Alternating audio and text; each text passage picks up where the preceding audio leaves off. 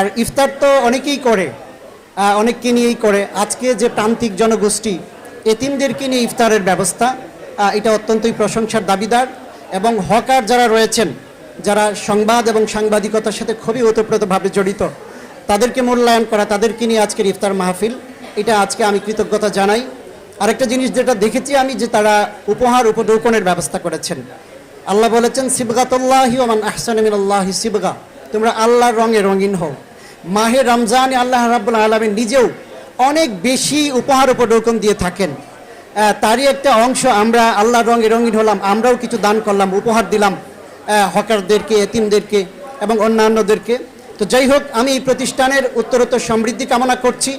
প্রথমেই আল্লাহ তাআলার প্রশংসার পরেই আমি সেন্ট্রাল প্রেস ক্লাবের যিনি সভাপতি, সেক্রেটারি সহ অন্যান্য দায়িত্বশীল বর্গ রয়েছেন, তাদের সবার প্রতি কৃতজ্ঞতা জানাচ্ছি, ধন্যবাদ জানাচ্ছি যে আজকের একটা সুন্দর আয়োজন তারা ব্যবস্থা করেছেন।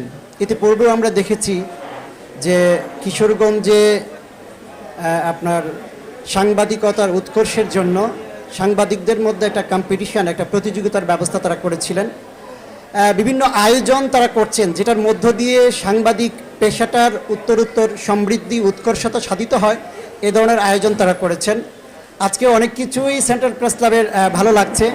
এর মধ্যে তাদের যে পোশাক, ড্রেস আপ অত্যন্ত চমৎকার, দৃষ্টি আকর্ষণ করার মতো। এই জন্য যারা দায়িত্বে রয়েছেন তাদের সুন্দর পরিকল্পনার জন্য ধন্যবাদ জানাচ্ছি।